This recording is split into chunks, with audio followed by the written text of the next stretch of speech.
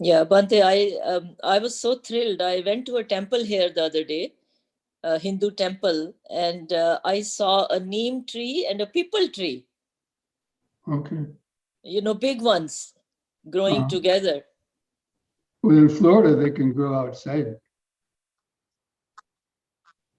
Yes, yes. I was thrilled to see these two trees after I've only seen them in India, so big and growing so nicely. But it Yeah, was, I think, down in near St. Petersburg, there was a center called Bodhi Tree Dhamma Center, and this American guy had this center, and he had a Bodhi tree there. It was the biggest one I saw out in the States. It was really big and growing in Florida. in St. Petersburg. Outside. Yeah, in not exactly St. Petersburg, but nearby. Oh, I see. Okay, okay. I'll try to look for that. It's called Bodhi Tree Dharma Center. Oh, okay. Maybe in Clearwater. Yeah, and that's not too far from me. It's only about 1 hour. Okay, let's get ready, and we're going to start soon.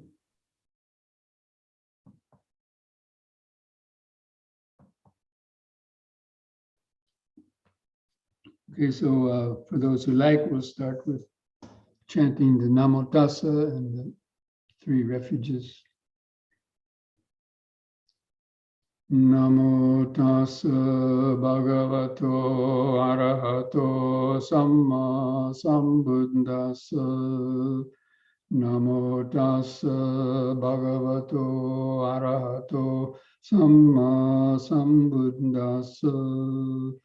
Namo Tassa Bhagavato Arahato Samma Sambuddhassa.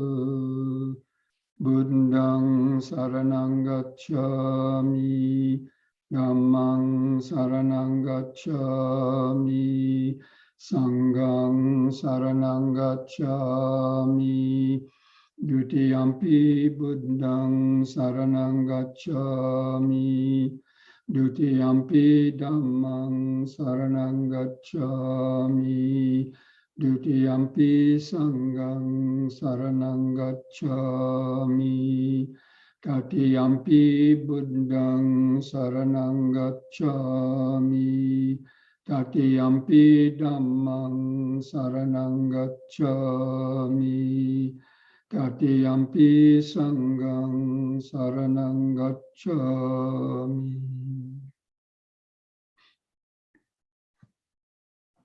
Welcome, friends, to this Wednesday evening Dhamma Sutta study class. And this week we're continuing our look at the Mahapunnama Sutta, number 109 in the Majjhima Nikaya. So last week we began the sutta, and this sutta focuses on the 5 aggregates of clinging. So just as a short review, the Buddha was, sitting with a large group of monks, and one monk asked the Buddha, are these, the 5 aggregates of clinging? And he mentions them, and the Buddha says, yes, these are the 5 aggregates of clinging.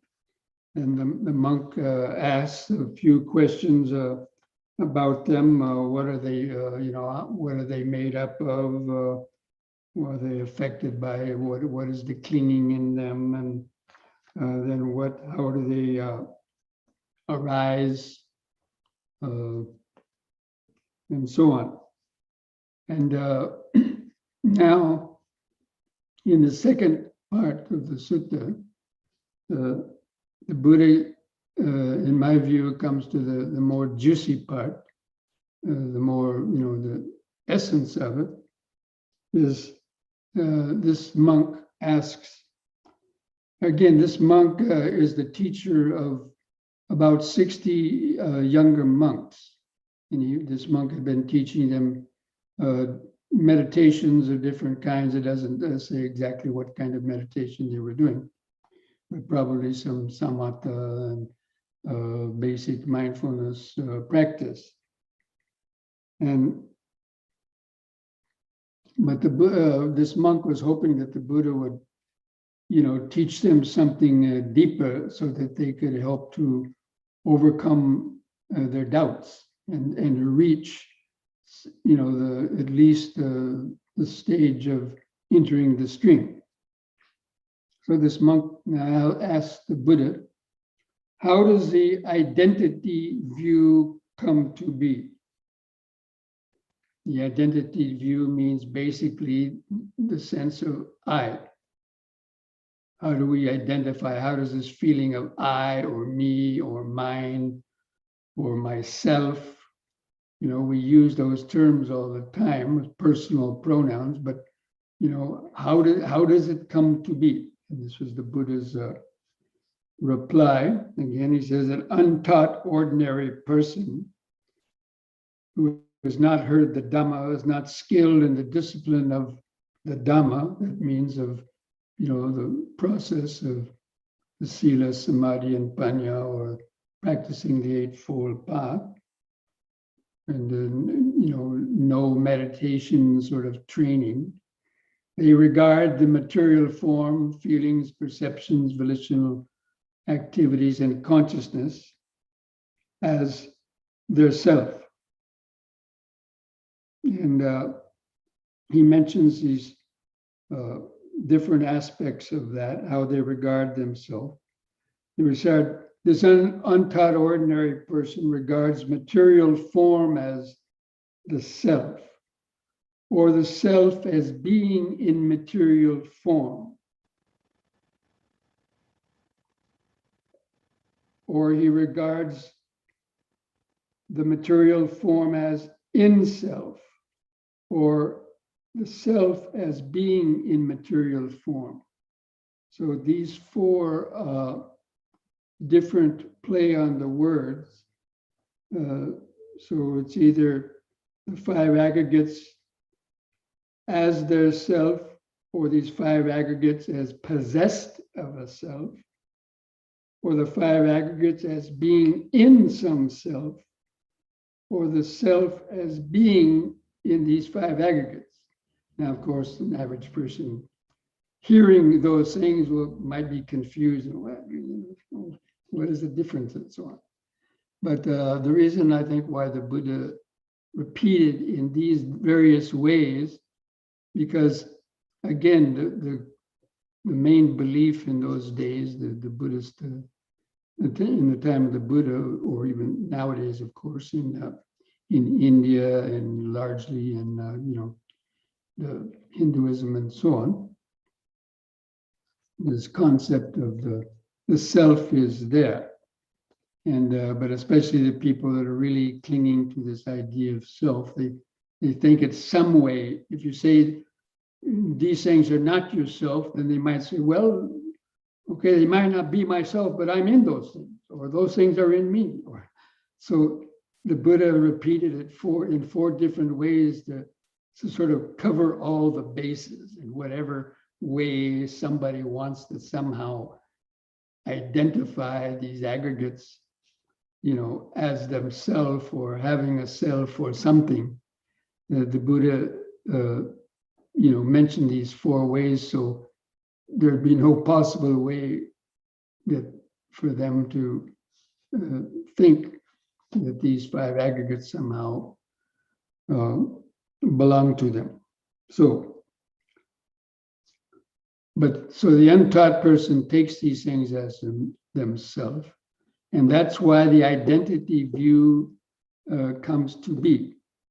Now, of course, that comes to be because of ignorance and because of the accumulated karma that we've been accumulating for many lifetimes.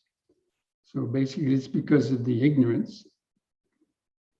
And we understand that from our study of the Paticca Samuppada also, that depending on ignorance arise the volitional formations, which then produce the rebirth consciousness. And then when the baby is born again, these sankharas from the past reassert themselves. And the process of self-identification and the accumulation of more karma continues. So then that monk says, well, how does the identity view not come to be. And so the Buddha basically, kind of repeats it using the opposite phrasing. He said, when a well-taught, noble disciple who understands the Dhamma, who's practiced meditation, they do not regard material form, feeling, perception, volition, or consciousness as the self, or being in the self, or the self being in them, or them being in them, or possessed of them. And so, because the well-taught person doesn't view these five aggregates as being themselves, that's how gradually that identity view does not come to be. Of course, that only comes with the attainment of the stages of enlightenment.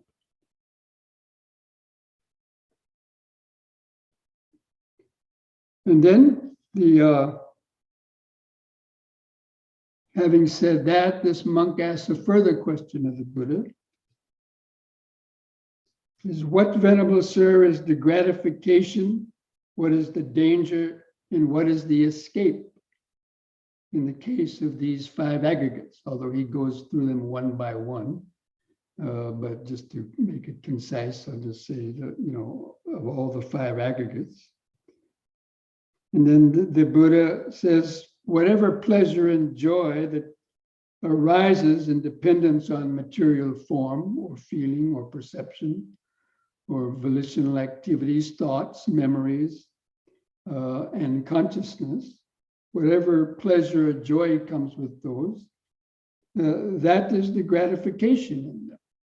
So, the Buddha doesn't deny that there is a pleasure or joy connected with the five aggregates. And that's why people get attached to them, of course.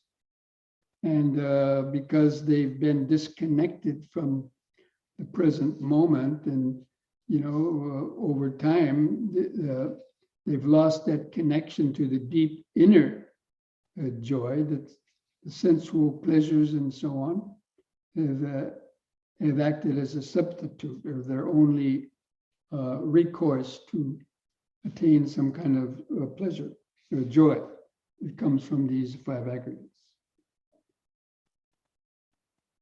And what is the danger in them?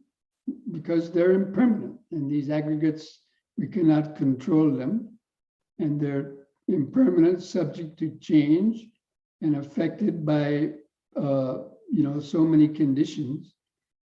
And because we act upon them, we create the karma that then brings suffering. It's not that they're just impermanent. It's because we're attached to them. We would live on, like break the precepts and then get caught in the web of karmic the results, or having to experience the painful consequences of our thoughts, speech, and actions, especially the speech and actions, as we've already discussed before. So that's the danger in these, seeing the danger in becoming infatuated and clinging to these five aggregates. And then what is the escape from the five aggregates? It's giving up that attachment and clinging and identification to these five aggregates. That's the escape from the suffering and the danger and the suffering that comes from the ignorant clinging to the five aggregates. And then he goes on to ask, Venerable Sir, how does one know, how does one see that in regard to this body with its consciousness and all external signs, that there is no I-making, mind-making, and underlying tendency to conceit? And again, he's asking about, how this identity view not come to be. This is a continuation kind of that question. How is it that there's no I-making, mind-making, or tendency to conceit? How does one practice it that way? And then the Buddha explains, as is mentioned in so many, the standard answer that the Buddha gives. Says, whatever, any kind of material form, whatever, whether past, present, or future, gross or subtle, internal or external, far or near, one sees all these five aggregates as this I am not, this is not mine, this is not myself. And he repeats the same thing for all the other aggregates, even the consciousness. And then it is when one knows and sees thus that in regard to this body with its consciousness and all external signs, there is no I-making, mind-making, or underlying tendency to conceit. Because again, as we've mentioned before and studied, that the sense of I is something that basically we go on creating within the mind all the time, with each moment of the sensory consciousness. I'll hopefully talk a little bit more about that as we go on. Then this comes to an interesting part. Then a certain monk, not the teacher, but one of these younger monks who had some doubts, this thought came to his mind. It says, it seems that material form is not self, these five aggregates are not self, but then he asked the Buddha, then what self? Will actions done by the not self affect? So basically what he's saying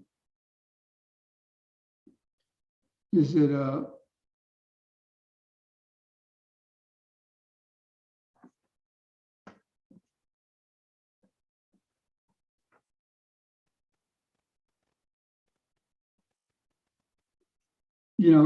he's perplexed as if there's no self that creates the karma, then how can it give results? Or how can a not self receive them? So, this monk, again, he's still clinging to the idea of a self. So he can't understand how a no self can create karma and a no self can receive the effects of the karma. And then the Buddha kind of rebukes him a little bit, because he was able to know the mind of this monk who asked that question. And so he tells the monks, so it seems, this person thinks that still thinks that there's some self. And then he says, monks, you've been trained by me through interrogation on various occasions in regard to various things. So the Buddha's reply to these monks, this is the Buddha's interrogation, or what I call the Buddha's deductive reasoning for trying to understand how this sense of I came about. He says, what do you think, monks? Is material form, or the rest of the aggregates, all the aggregates, are they permanent or impermanent? So he's asking them a direct question. Are these aggregates, all the things of the world and our mind, are they permanent or impermanent? And of course, they all said impermanent, Venerable Sir, because anybody can understand how everything is changing. Nothing is really permanent. And then he says, so we got them to confess that things are impermanent. And so then he asks a further question. Well, what is impermanent is what is impermanent? Is that suffering or happiness? And they all reply, suffering, venerable sir. So he's got them to confess now that impermanent things are suffering. And then he asks them, puts the nail in the coffin. He said, what is impermanent and suffering and subject to change? Is it fit to be regarded as this is mine, this I am, this is myself? And they said, no, venerable sir. So, if something is considered to be yourself, at least this was the general ideal belief in those days, back in the time of the Vedic times and so on, that if something is to be considered yourself, that means it should be indestructible and you should have ownership over them and to be able to control them. But we know that, we cannot control this body, really. I mean, when the conditions to get sick are there, it'll get sick and it'll get old age and die, even though we don't want it to. It does it anyway, because we don't own or control it. In the same way with our feelings, perceptions, mental states, and consciousness, these are all subject to so many changes and being affected by so many things so how can you really think that you're the owner or controller of these things? Because again, that was the definition of having a self. So they're saying, no, these things are not fit to be regarded as the self.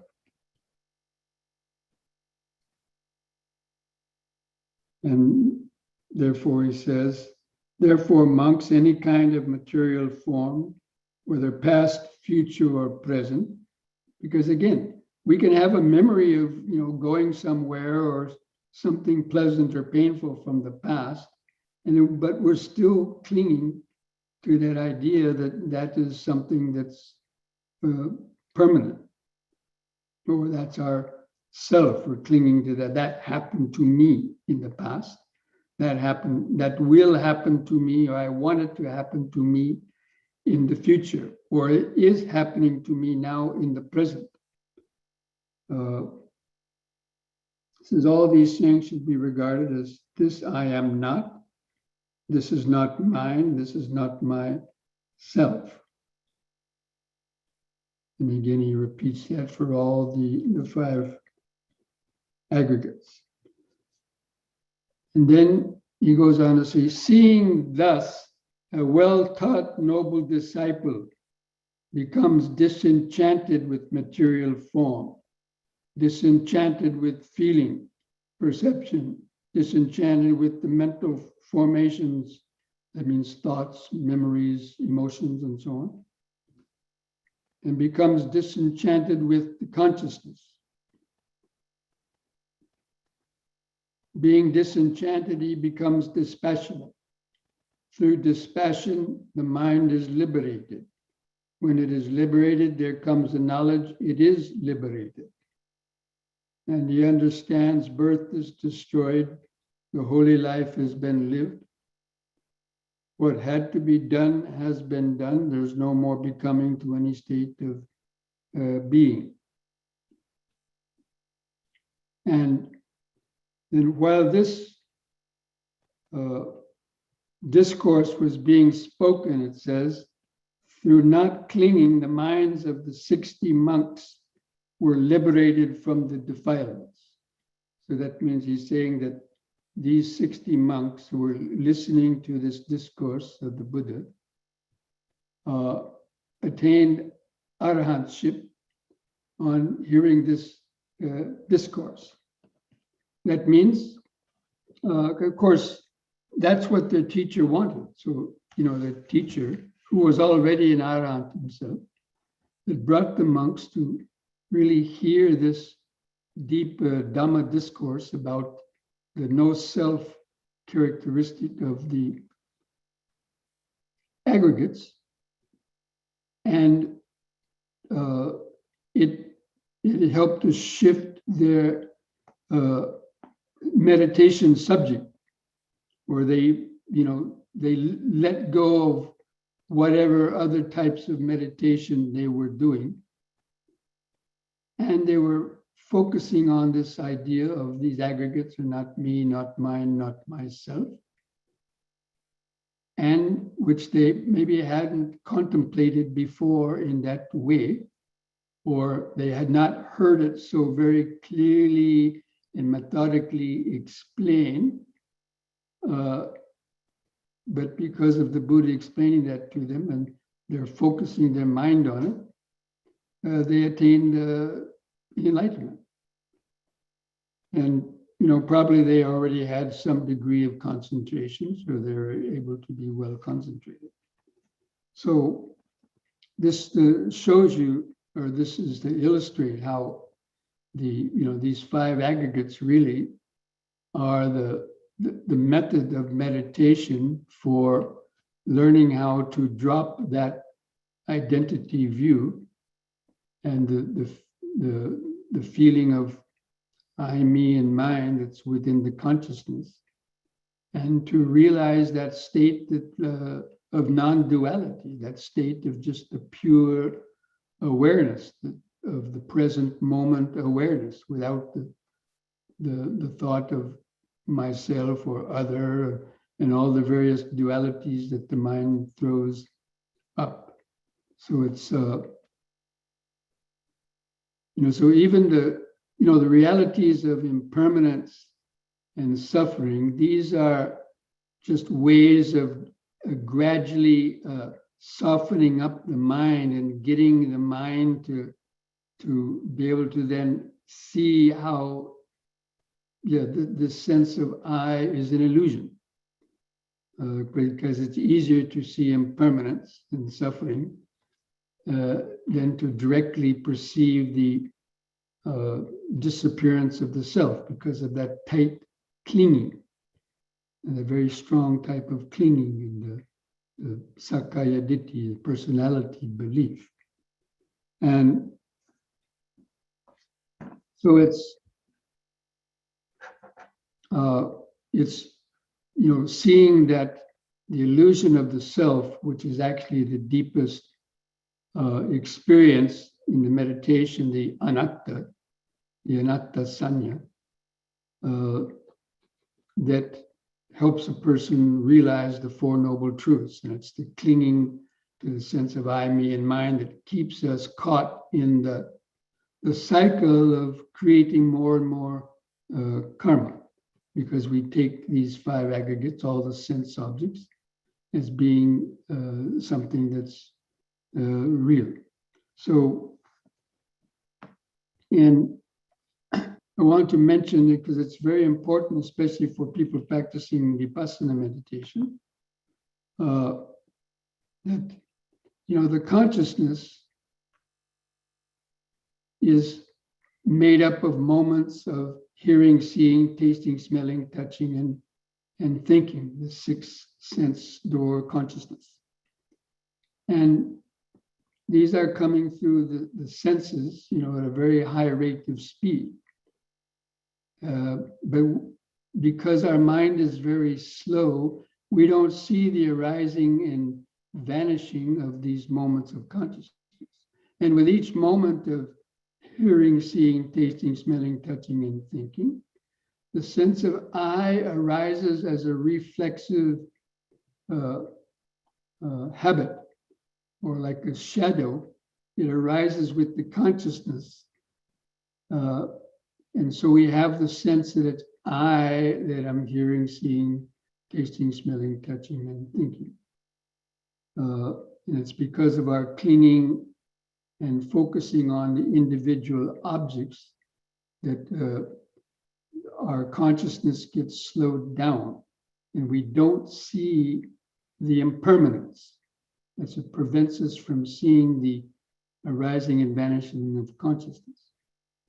And there's a little analogy that can be helpful to try to understand that. Because, the analogy of a movie film, or the old fashioned, the movie reels of film, and a projector. When you go to the movies, they have a roll of film running through a projector. Well, it's a very good analogy for how our mind works. So you could say our mind is like the projector, and the consciousness is like the light, that's coming out of the projector. But the reel of film, the individual frames are like the individual moments of hearing, seeing, tasting, smelling, touching, and thinking that are arising and vanishing through this sort of screen, in front of the screen of pure awareness. But we don't see the arising and vanishing because our attention is very dull. So we don't see the arising and vanishing. Just as the reel of film is run quickly through the projector, you don't see the little spaces between the frames of the movie reel. So maybe you people who are, born in the digital world, you don't remember those old movie reels, but the large roll of film has those individual frames. There's a little space between them. But normally we don't see that space. But when you run it on slow motion, you can see how each of those frames of the movie projector actually are going like this. And that's the impermanence. And in Vipassana meditation, the perception of impermanence is designed at the technique of Vipassana is to tune in to the moments of hearing, seeing, tasting, smelling, touching, and thinking, and to speed up the rate of perception so when you're able to just observe what is going on, you're observing this movie of the mind kind of just with some detachment. So it's the concentration, the practice of bare attention and mindfulness and concentration that allows you to kind of sit back like you were at the movie theater, sit back and just to watch this movie playing within the mind, or being created within the mind, along with the idea of myself. But you speed up the rate of perception to where you can actually be able to observe how quickly things arise and vanish. And because we're no longer clinging to them, the sense of I also starts to fade away. As I've given this analogy before, and maybe I gave it even last week, but I've given it in some other talks about how it's like an ice cube floating in water. An ice cube is also made up of the water, but the ice cube thinks it's separate from the water. So you have ice cube floating in a bowl of water. So the ice cube thinks it's different from the water. And so in the same way, this sense of I thinks it's different from all the things that it's seeing coming and going through the mind. It thinks it's different. But when you speed up the rate of perception and the mind is no longer clinging on to anything, because the sense of self comes to be because of this taking the five aggregates as being I, me, or mine. Because our mind is clinging to them. So when you speed up the rate of perception, the mind doesn't have any time to cling on to any particular moment. And therefore that it's like melting the ice cube. That sense of self starts to fade away because the sense of self arises because of that identity to the five aggregates. So we're not giving the mind any time to create that identity. That means bringing the past and the future in to these objects that we're experiencing because they're arising and vanishing so quickly.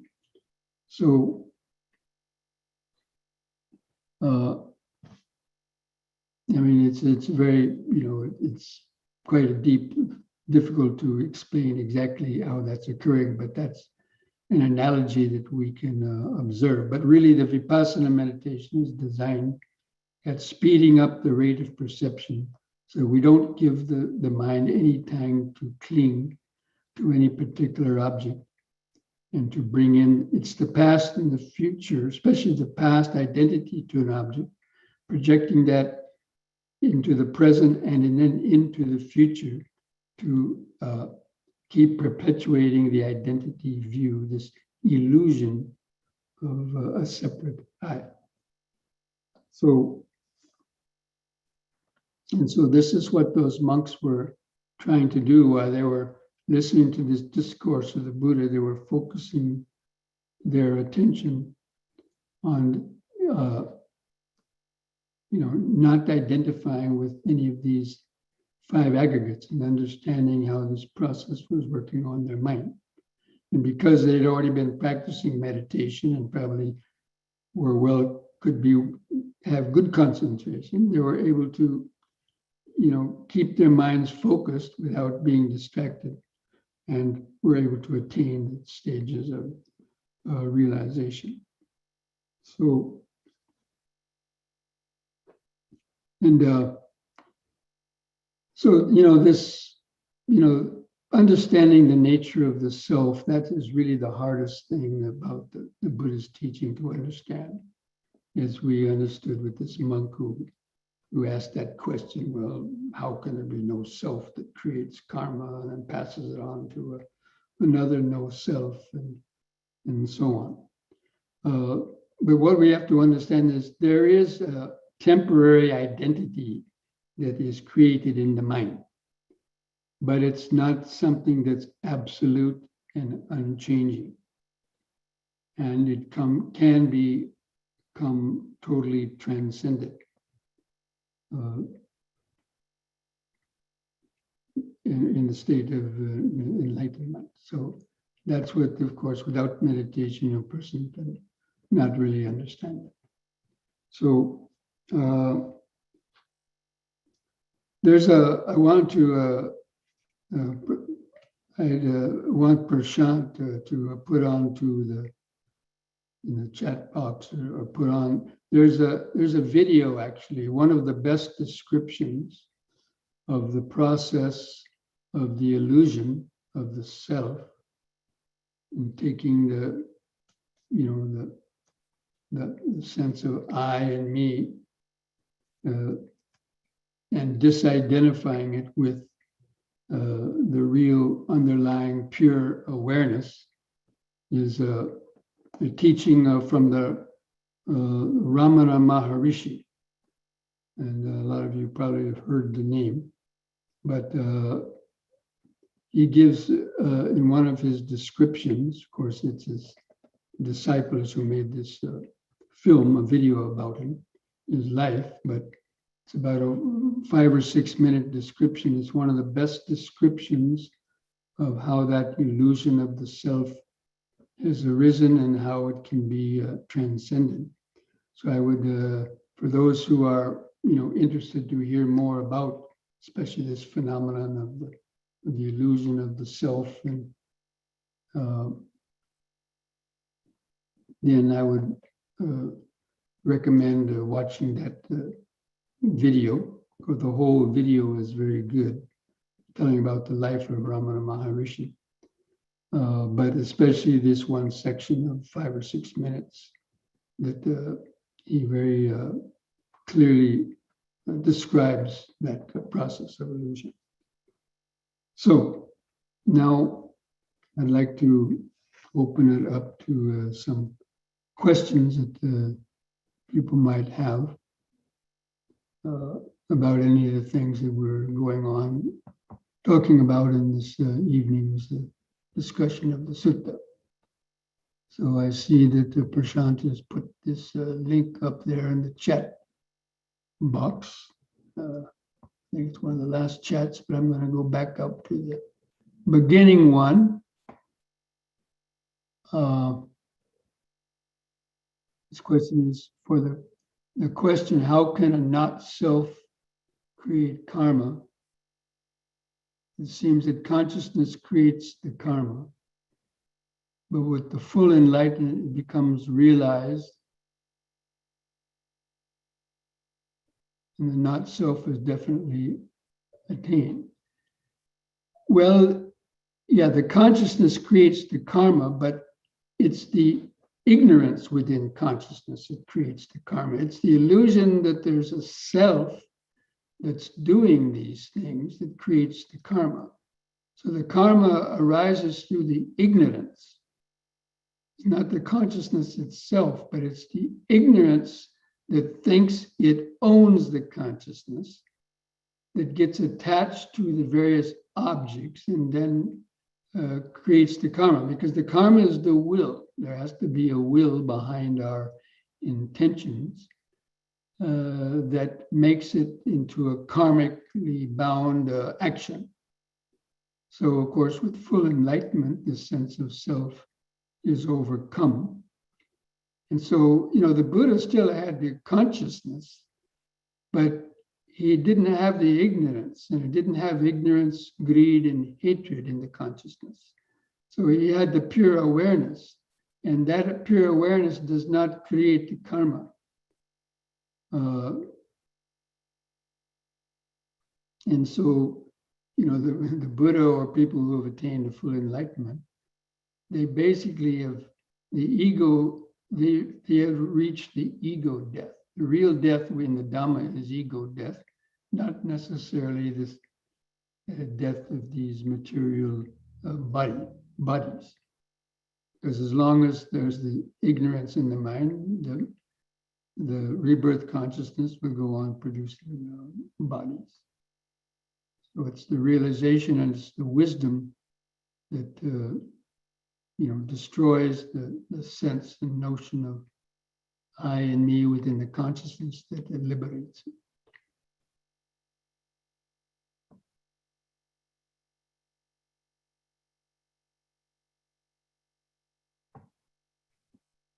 Can you help me understand the differences in the following? Not self, non-self, no self. Basically, it means the same. There's semantic differences, or just it means these things are not self. That means they don't have a permanent owner or substrat or of independent existence, because they arise dependent on many conditions. So in that word, they're not the self. Even an object is not the self, because it's made up of perceptions. So you might, look at your, a glass on the table, and you call it a glass. So just giving it a name and a label and seeing it as something that stands out in time and space, that's giving it a self. So you give it a name, that's itself. And then it's used only for that particular purpose normally.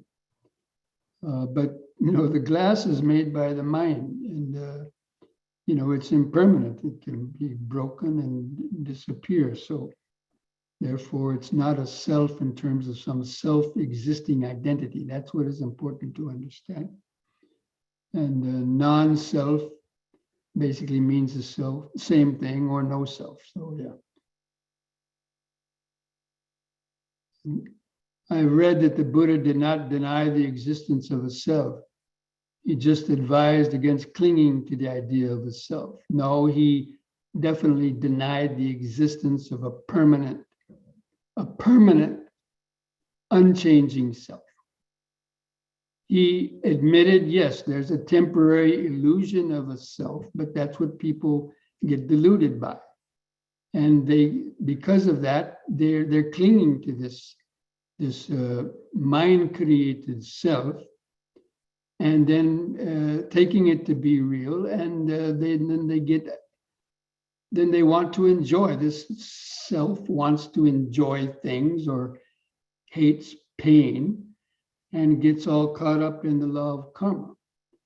So there is this illusion of a self. That's what has to be understood. So the Buddha denied, categorically denied there was some kind of a supreme self idea that thinks it's the owner or controller of things. Now, people that say he did not deny the existence of a self, they're the ones that still haven't realized that and are still clinging to the idea of a self. He didn't just advise clinging to itself, he adamantly, his whole teaching, the whole momentum of the Buddha's, the reason why he spent 550 lifetimes coming back over and over again to teach the Dhamma was for people to understand this illusion of the self.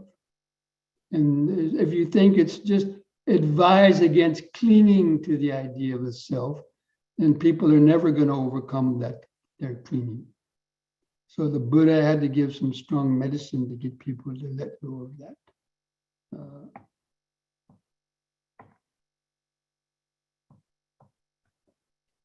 In the analogy of the film projector, who is seeing the film itself on the screen? Is it the mind? In the concept of self, yes, it's the self that thinks it's seeing itself on the screen. But what it's seeing on the screen are just moments of hearing, seeing, tasting, smelling, touching, and thinking. And maybe it looks like a certain person is doing all kinds of things, but the one who's watching the film, they're still in ignorance, and they're thinking that there's somebody seeing itself on the screen. Again, that's the ignorance. So the enlightened person, he would see the movie, he knows perfectly well how the mind is creating this illusion, and he's not deluded by the idea that there is some permanent, unchanging self that's either going to be live for eternity or dissolve into nothingness. So the two views of the self that the Buddha denied. Or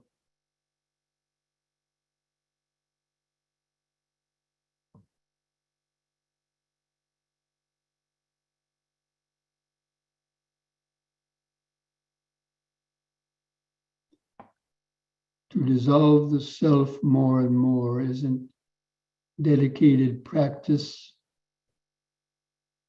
or abhyasa necessary. Of course, the whole practice of the Noble Eightfold Path, and especially the life of monastics who are more dedicated with that, all the practices of Sila, Samadhi, and Panya is needed for that process for that ice cube of the self to dissolve.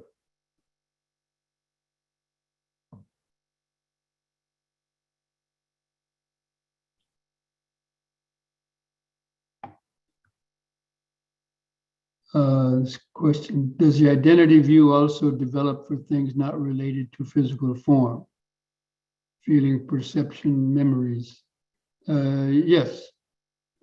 Even our feeling, we take a painful feeling as well, you take the feeling as being,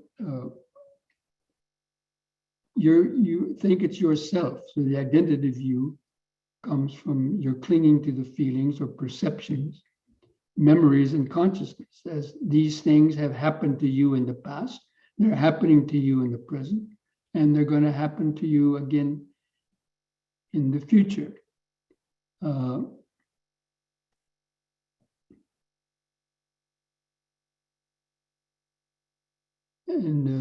Well, you give the example of, clinging to even religion, clinging to all these other types of,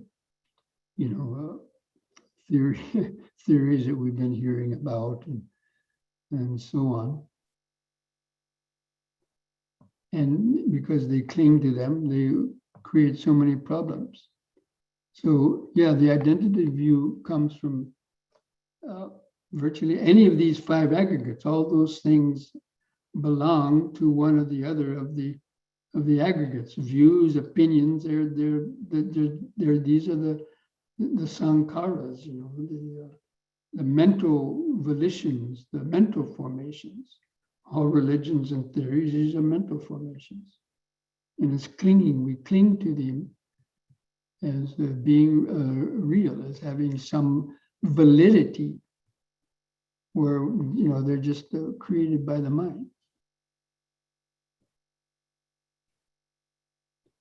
Okay, friends, I know this is a very deep subject, and that's why it's really only the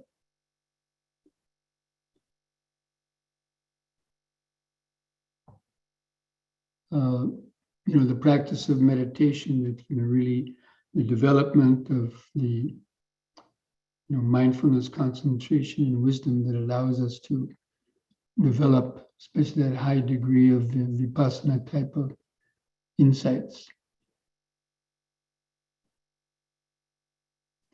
Anyway, there's one more question. It seems the basis of this Mahapunnama Sutta is the first step of the Eightfold Path, right understanding. That's right. Yes, it is. It's right understanding, because understanding the anicca, dukkha, and anatta. Does this understanding consist primarily of this is not mine, I am not this is not myself? Are there other aspects of right understanding? Yes, there are. There understanding about the nature of karma, and understanding, of course, also anicca and dukkha.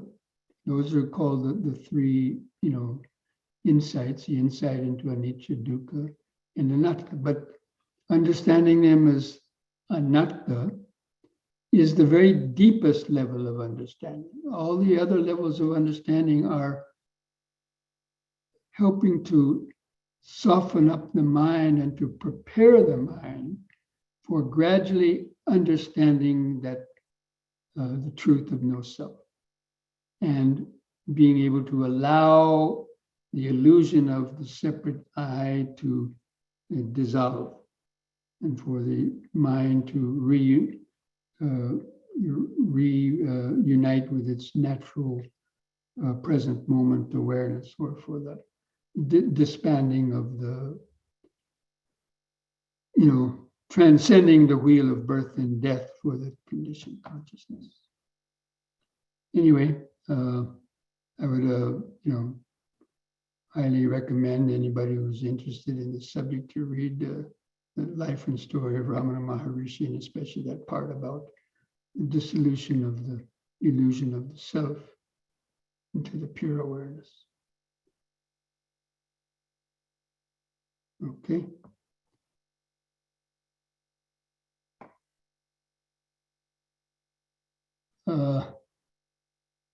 That's is pure awareness permanent? If you attain arahantship, if it's nibbana dhatu, the deathless awareness, yes, that's permanent.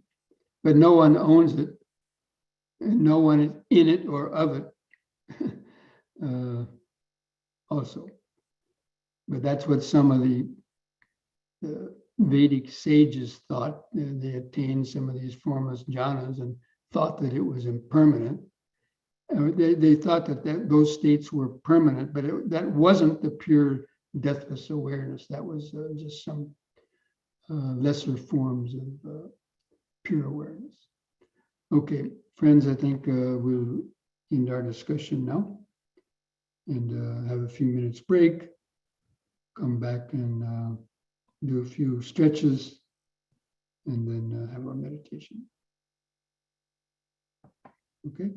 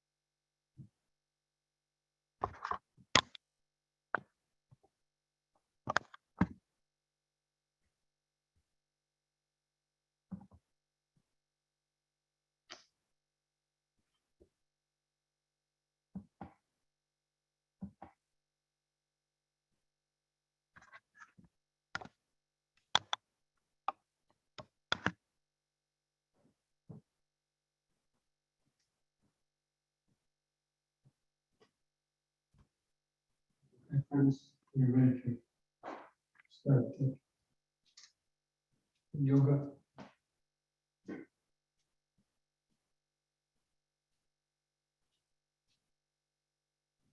Just stand straight, relax your arms at the sides. Gently close your eyes, feel your feet pressing the floor. Or feel the height and weight of the body over the feet. And begin some deep, slow breathing, taking 3 or more seconds to expand the abdomen, rib cage, and upper chest, holding the air in the lungs. 2 or 3 seconds, and slowly breathing out. And feel the last bit of air go out of the lungs. And the next in breath, take a few more deep, slow breaths like this, cultivating this mindfulness. Breathing in, letting go of the past and future. And breathing out, standing here and now. Breathing in, letting go of the past and future. And breathing out, standing here and now. And breathing in, letting go of the past and future. Breathing out, standing here and now. Now, on the next in breath, raise the arms over the head, interlock the fingers, turn the palms up, straighten the arms, stretch the head back. The out breath, turn the palms down, touch the top of the head. Again, in breath, palms up, straighten the arms.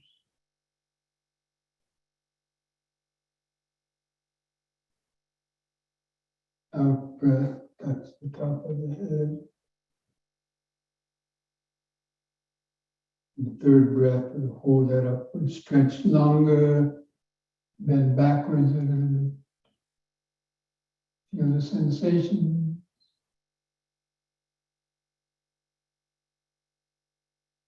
And release the fingers, out breath, arms back to the sides. Relax. And feel the increased body sensation.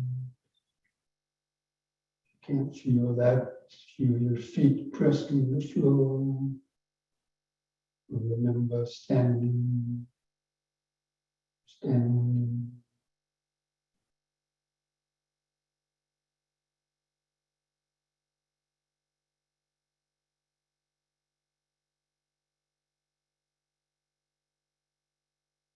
Just letting go of your thoughts. Just let the thoughts come and go in the back of the mind. Keep the standing body in the front of the awareness, feeling the sensation. On the next in breath, push up on the toes, raising the arms over the head. In this way, face the hands toward each other and stretch up. Out breath, come back down, arms to the side, heels to the floor.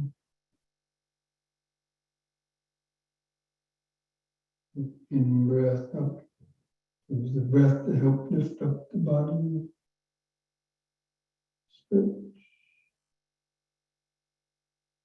Out.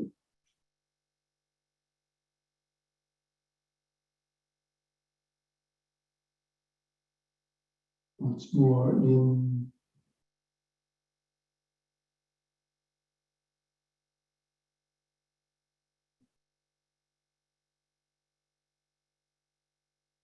Out.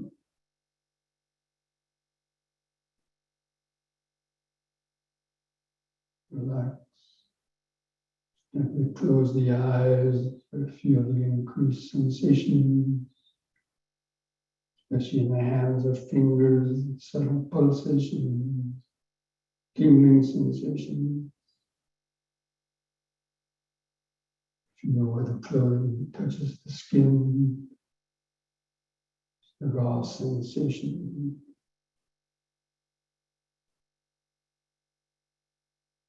Material vibration.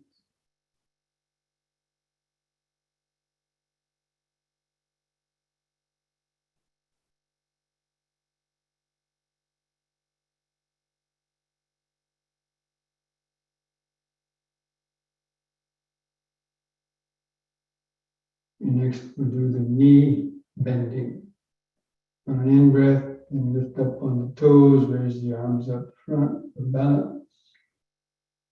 On the out-breath, bend the knees, lower down, and come down to the squatting position if you can, balancing on the balls of the feet. And take a deep breath, feel the muscles in the legs pushing the body up, all the way up on the toes. And out breath.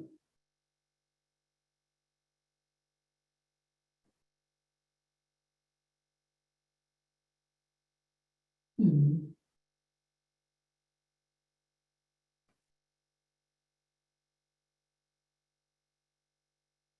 Out.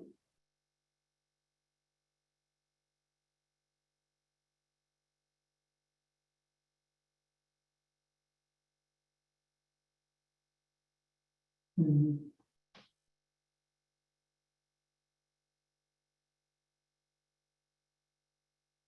Out breath, relax. Feel the increased heart beating.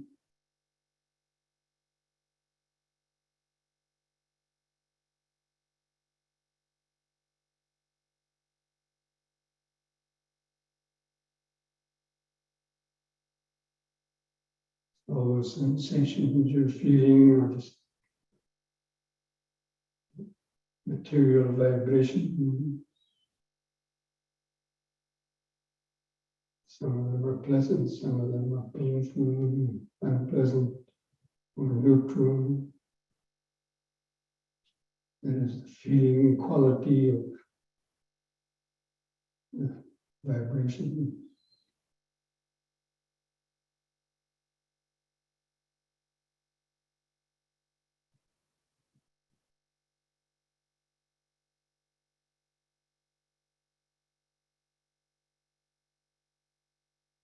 You identify those feelings as being in certain parts of the body. It's perception.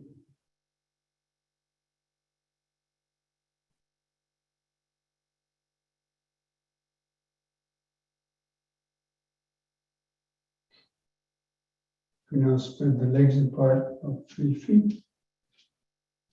And do side bending, keeping the legs apart. Breathe in. The out breath, bend over the right side. Let the hands slide down below the knee if you can. Bend straight over the side. And stretches. In breath, lift up. And next out breath, the other side.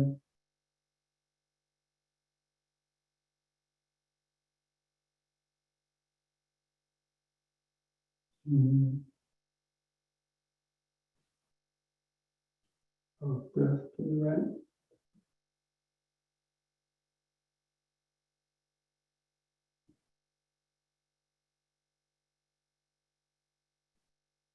Alternating sides with the breathing.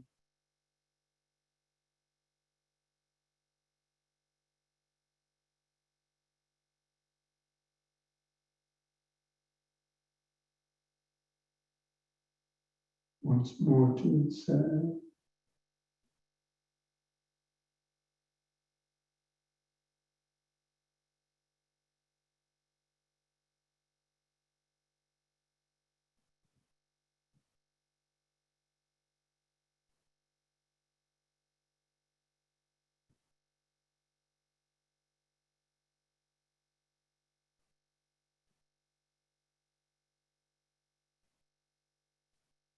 And just relax, feel the whole body, each foot pressing the floor.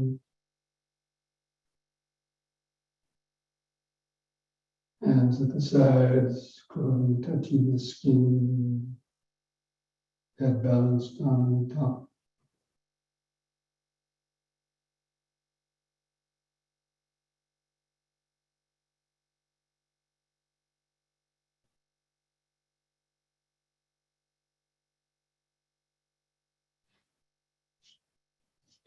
Now bring the legs back together.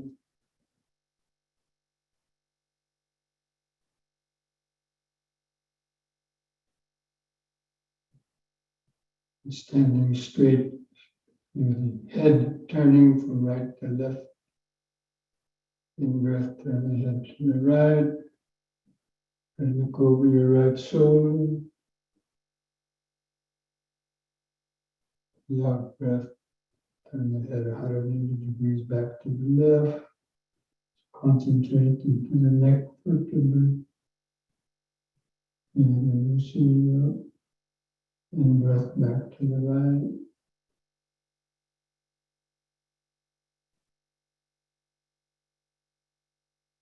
Out breath left.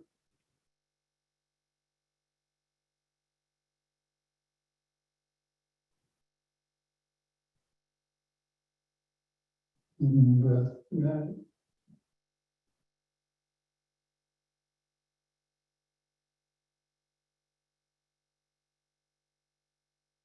Out breath left.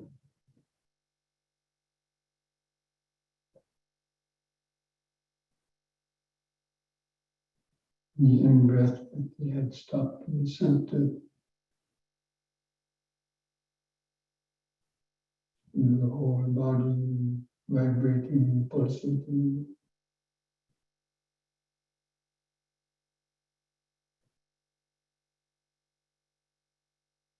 Pleasant sensations, unpleasant sensations.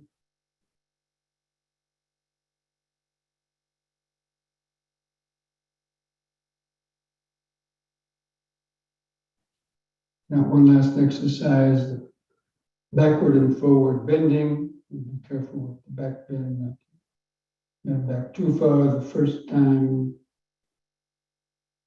Keeping the hands turned outward, the palms outward. On an in-breath, gradually raise the arms up, spread them out to the sides, and bend backwards. Keep the eyes open.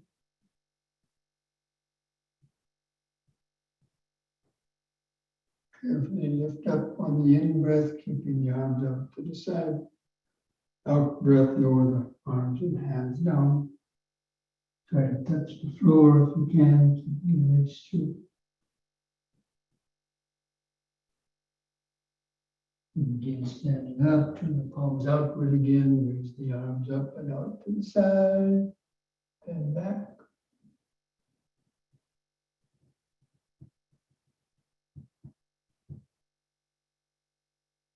Lift up the in-breath, the out-breath, arms, hands to the floor.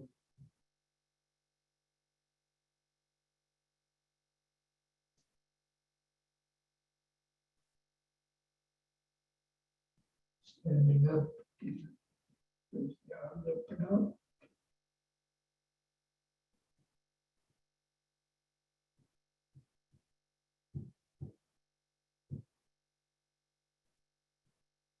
Lift up, out-breath. Hold that downward stretch a little longer.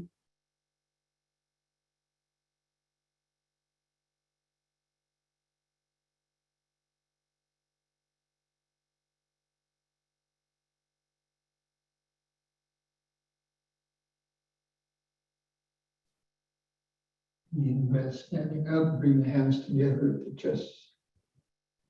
Out-breath, hands back to the sides, relax. Close the eyes. And feel it. Activated life force vibrations.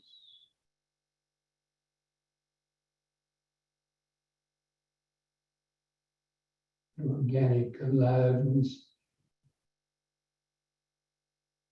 body,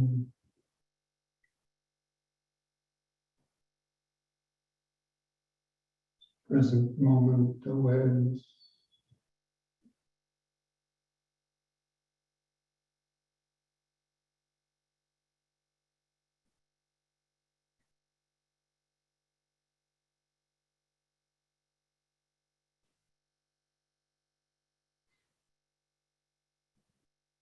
Okay, now come back to our seats for be ready for the meditation. Sitting meditation.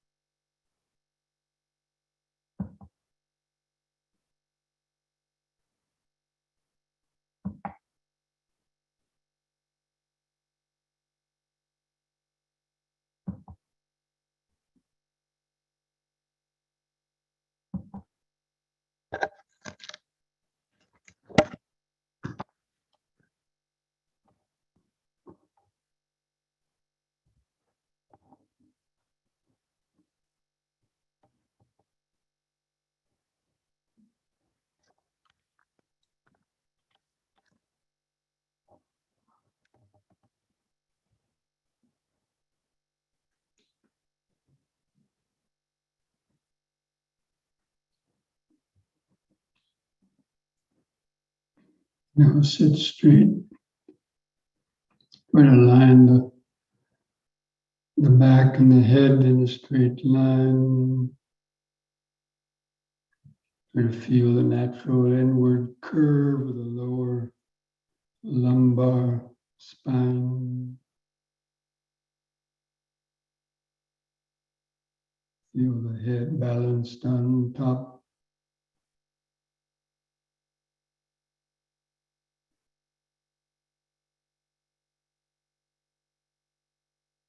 Just try to mentally feel that outline of the sitting body. Center the awareness and rest your attention behind the eyes.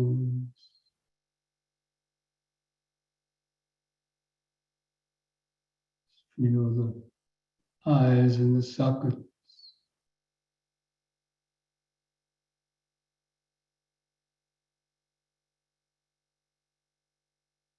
And that point behind the eyes, And feel the different sensations in your face.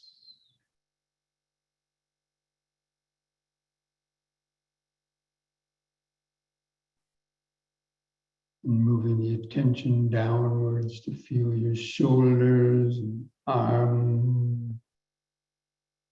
Feel the clothing touching the skin.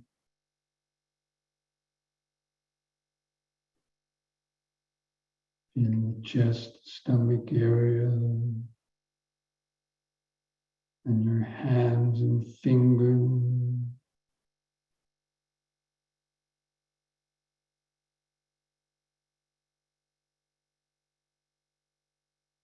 And feel the buttocks pressing the seat.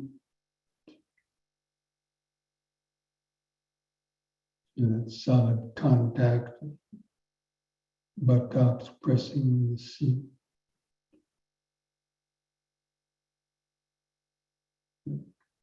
Earth vibration. Feel the way the legs are bent underneath. Where the feet are crossed, where they press the floor.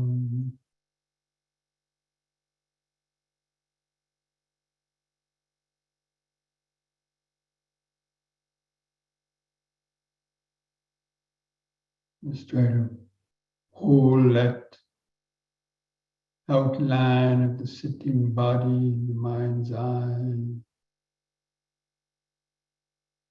And just resting the attention behind the eyes. Feel that outline of the whole body. All those physical vibrations, material vibrations. And then begin some deep, slow breathing like we did in the yoga exercise. Just feeling the expanding sensation in your abdomen, rib cage, and upper chest. Hold the air in the lungs for a few seconds. Allow the oxygen to get into the bloodstream. And feel the relaxing contractions of the out breath. And feel the last bit of air go out of the lung. Just take a few more deep, slow breaths like that, cultivating this basic awareness. And breathing in, letting go of the past and future.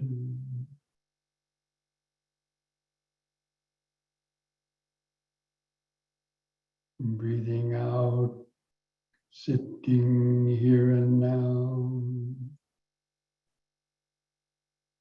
And breathing in, letting go of the past and future.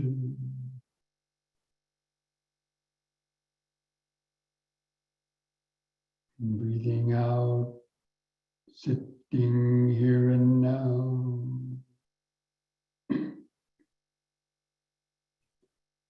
And breathing in, feeling the whole body.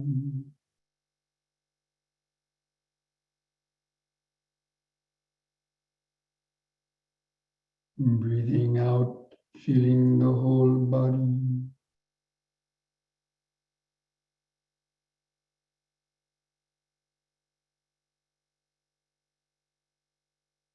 And we're going to count the breaths from 1 to 10 to try to cultivate a more continuous concentration on the breathing. Can try to continue taking deeper, slower breaths to help feel it. With the next expanding in breath, mentally count 1. Feel the pause, holding the breath. And the contracting out breath, so count 1. Feel the last bit of air go out of the lung. And the next incoming breath, 2.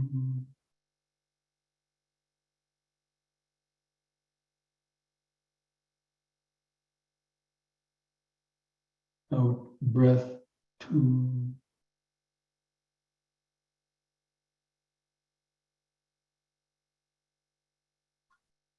In 3.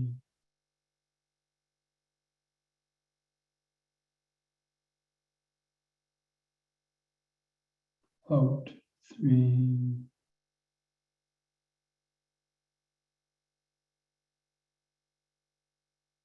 In 4.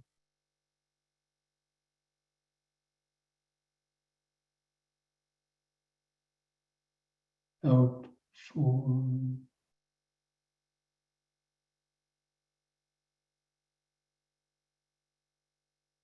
In 5.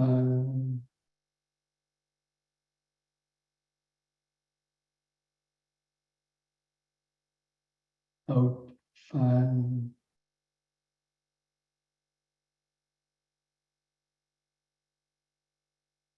In 6.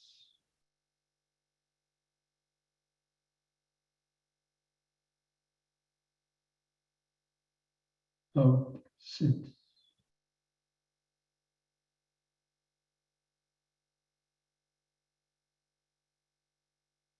In 7.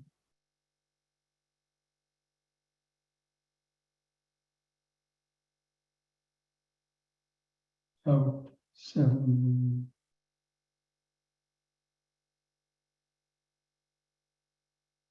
In 8.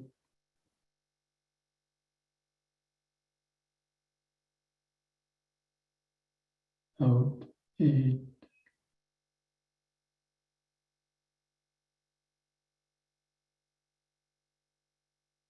In 9.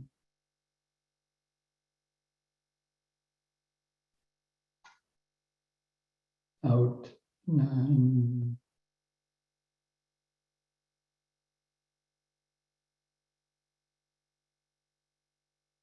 In 10. Out 10. And discontinue the counting. Let the breathing return to its uncontrolled, shorter, irregular rhythm. Continue to feel it. Keep your attention focused in the middle of the body. Feel the subtler expanding and contracting sensation. Especially try to feel the clothing as it rubs against the skin of the stomach, rib cage, or chest during the breathing process. Just knowing when the breath is coming in and knowing when the breath is going out. We know it by feeling.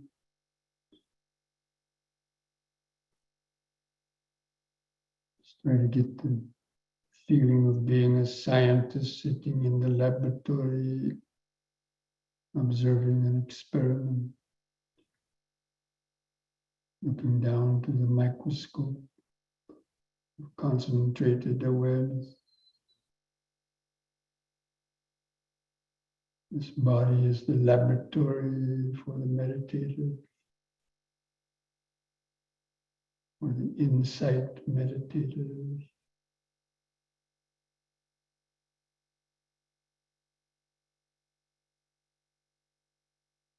Understanding what is this body.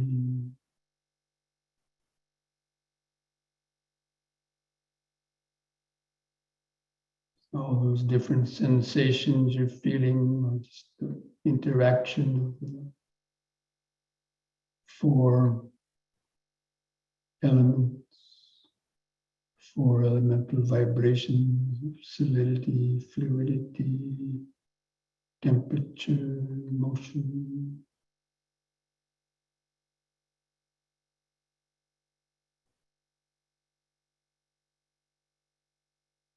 Especially predominant are the earth vibrations, feeling of the body touching, clothing touching the skin, hands touching together, feet, buttocks pressing the floor.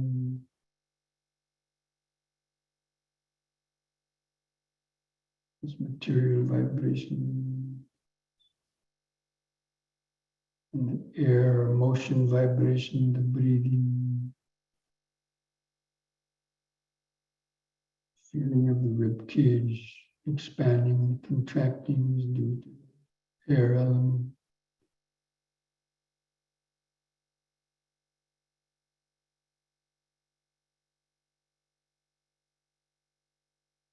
And all these elemental vibrations, essentially, they're just cells, molecules, atoms, electrons, vibrating, interacting,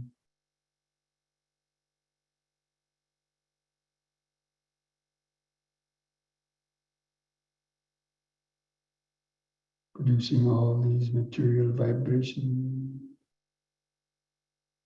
the aggregate of material vibration.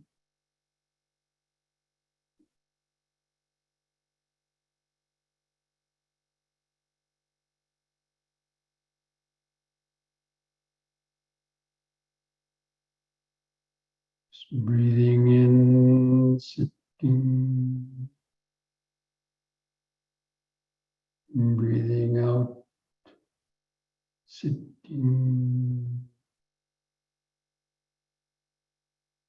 Just try to observe the 4 phases of each breath cycle, expanding sensations of the in-breath, brief pause,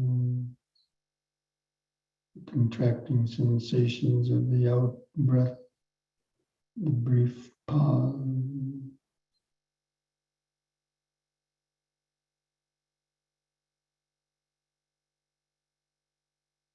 Understanding all these material vibrations, they need the oxygen. It's brought in with the breathing, keep this body alive.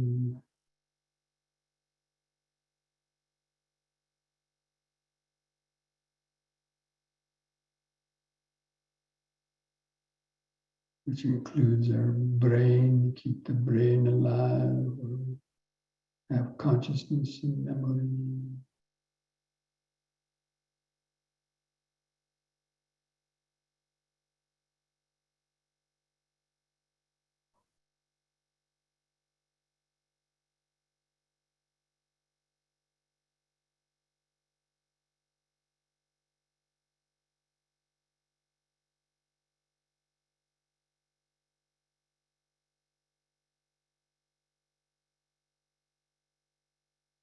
While feeling the material vibrations, also be aware of the other aggregates, vibrations, if they're pleasant or painful vibrations, those are the feelings in Vedana.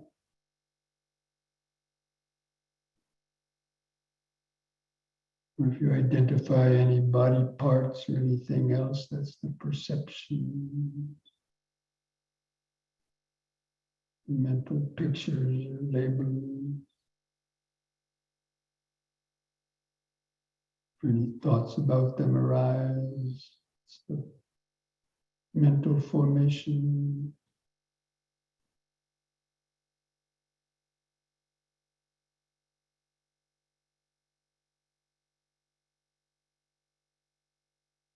Even the sense of I am meditating is part of the mental formations and consciousness.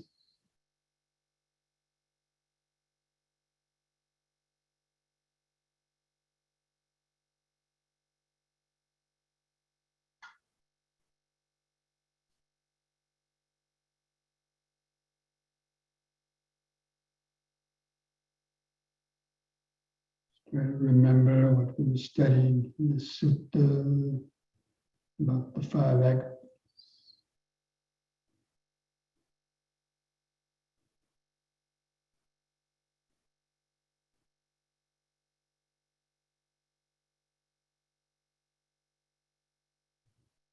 are constantly changing, impermanent.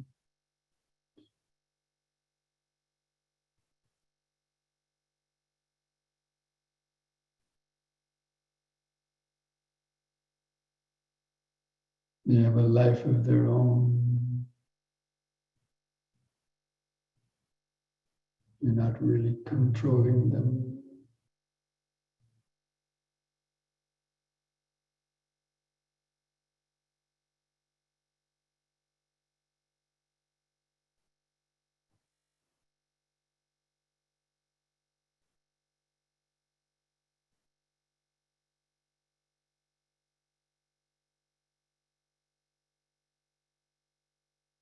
Be alert for thoughts sneaking up into the mind to carry you away.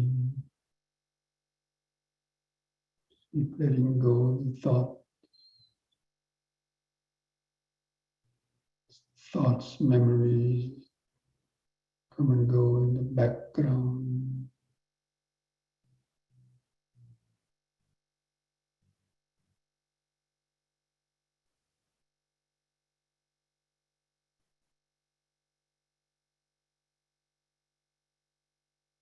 You can just sort of imagine yourself sitting in a theater, in the balcony seat of a theater, watching this play of the five aggregates, this breathing body, this mind operating within this breathing body.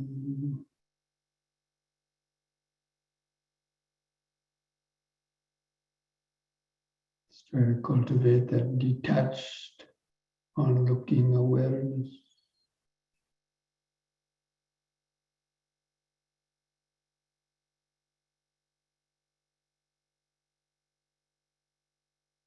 This idea of you sitting and breathing and meditating is essentially just a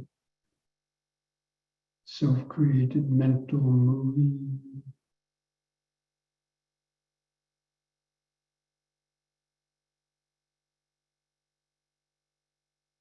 The interaction of all the mutual support of the five aggregates.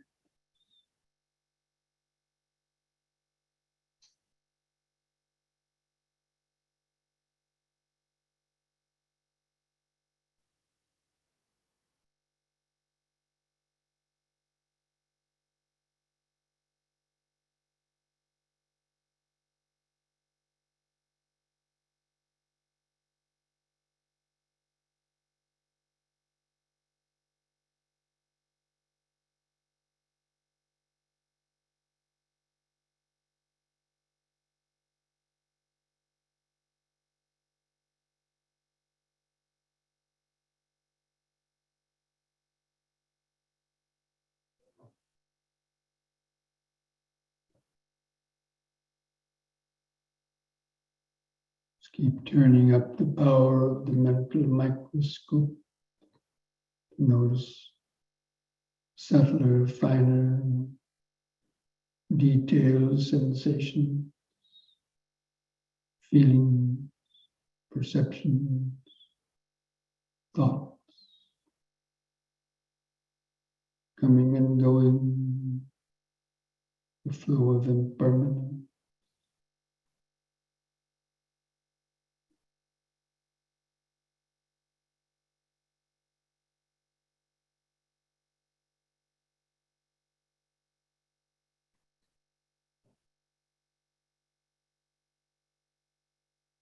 Especially be alert to how quickly material sensations, feeling, perceptions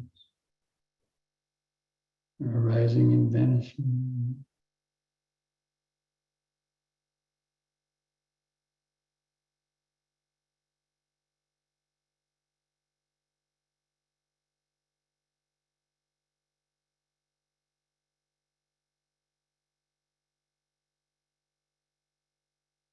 Now the sense of me, the meditator, is being created within the mind based on these aggregates, identifying with the aggregate.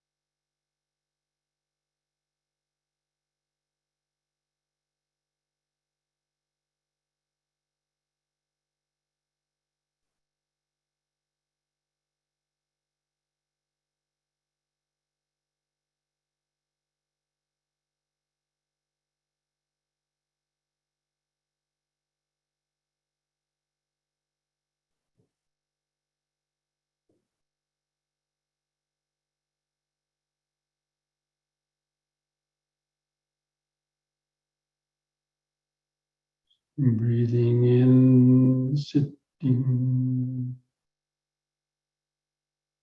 Breathing out, sitting.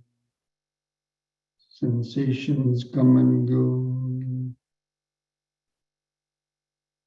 Pleasure, painful feelings come and go. Perceptions come and go. Urges, thoughts, other mental activity come and go. Even the thought of I, me, and mine comes and goes. These are all just a continuous flow of impermanence and change of these five aggregates.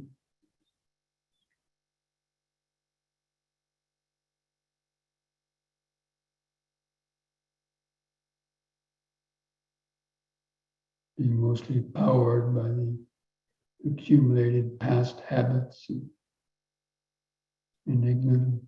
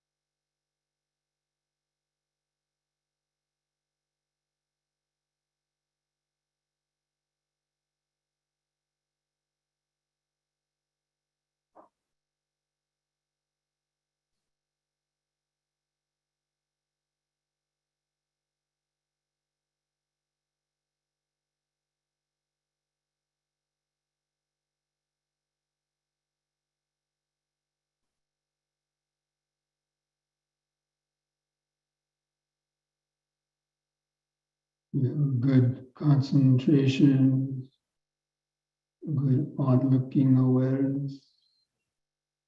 Just try to get the feeling of this body and mind being an empty house with nobody home to answer the call, knocking on the doors and windows.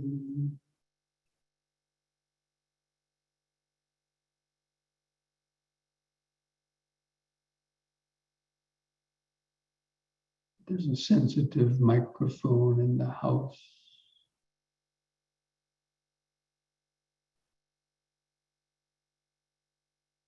It knows,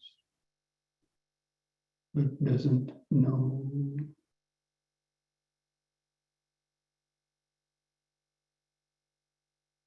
The knowing faculties, the consciousness,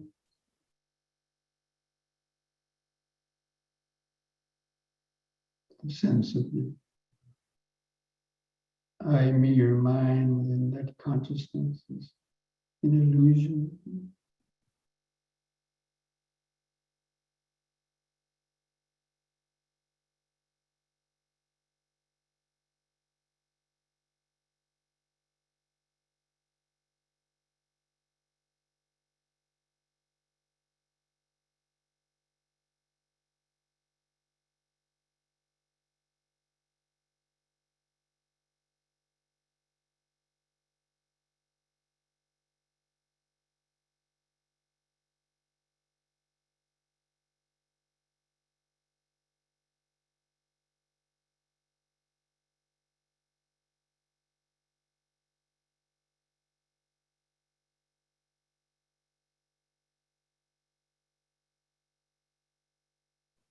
I can notice more and more sensations, vibrations, thoughts arising and vanishing, not giving the eye any time to identify or cling to any object, or create the past and future for any of the aggregate.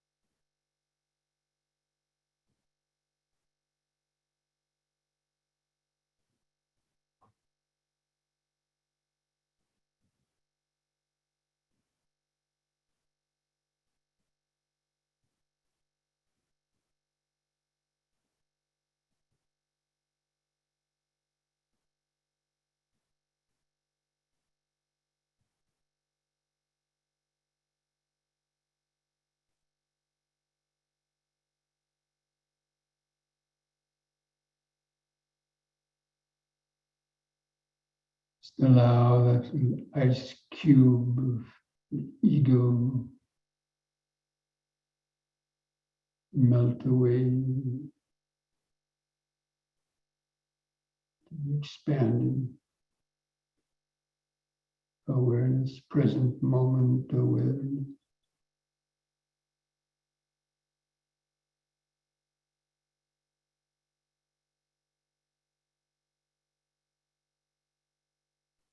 So there's just the knowing without the knower.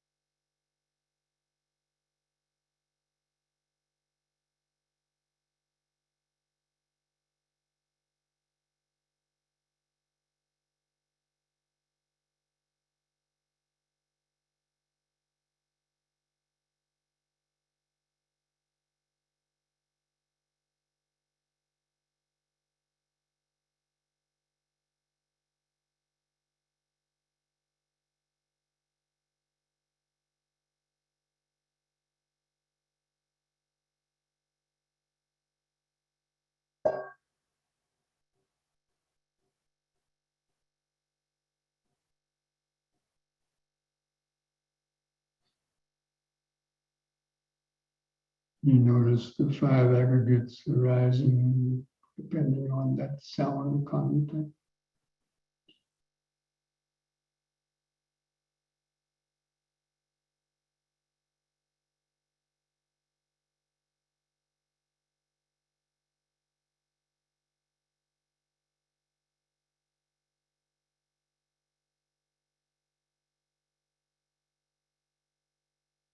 Sabbi sankara anicchati.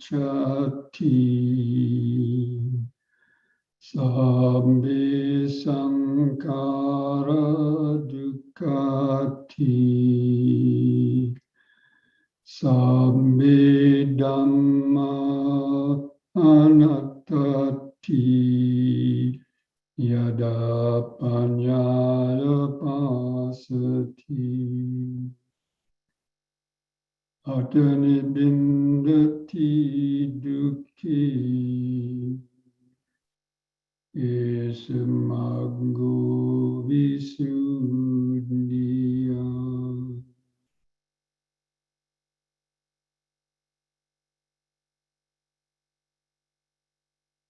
All conditioned things, the five aggregates of this body, mind, and world are impermanent.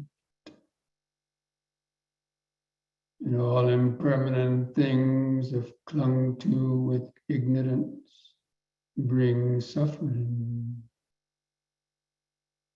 And all dhammas, the conditioned dhammas, as well as the unconditioned nibbana, are without any owner or controller. They're all not self. When one understands these three characteristics with the eye of wisdom, one becomes disenchanted with suffering. This is the path to purity, to freedom. And thus spoke the Buddha.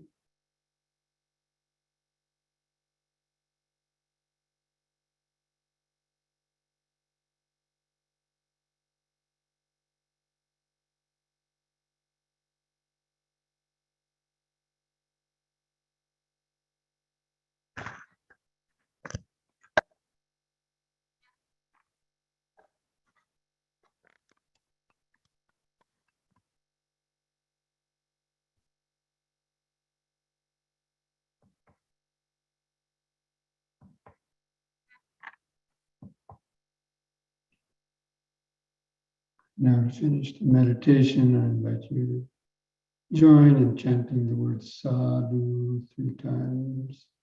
Slowly, we do each chanting on a long out breath. So take a deep breath.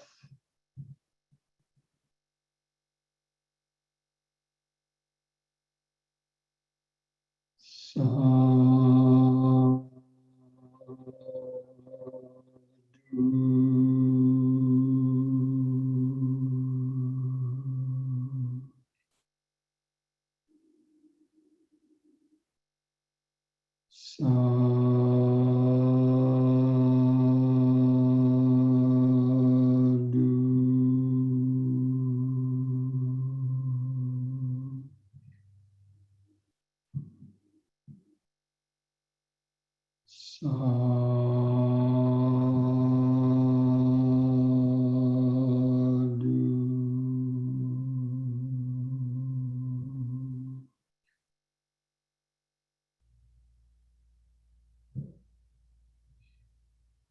Place the hands at the edge of the knees. Take one more deep, slow breath.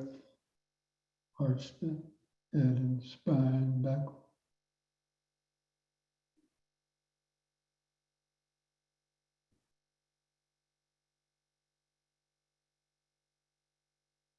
And lift the head up on an in breath. Press the chin to the top of the chest on the out breath, stretching the neck vertebrae.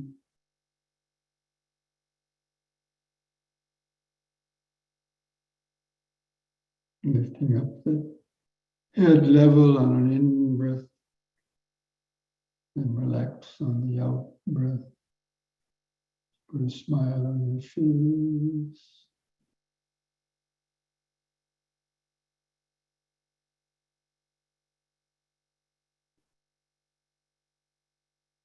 Okay, friends, so I hope that you'll be able to have a peaceful and insightful meditation. So try to keep up your meditation practice during the week, especially do the M&Ms, the minutes of meditation every hour. Touch base with the present moment. Okay? So mindfulness a day keeps dukkha away. Namo Buddhaya. Namo Buddhaya.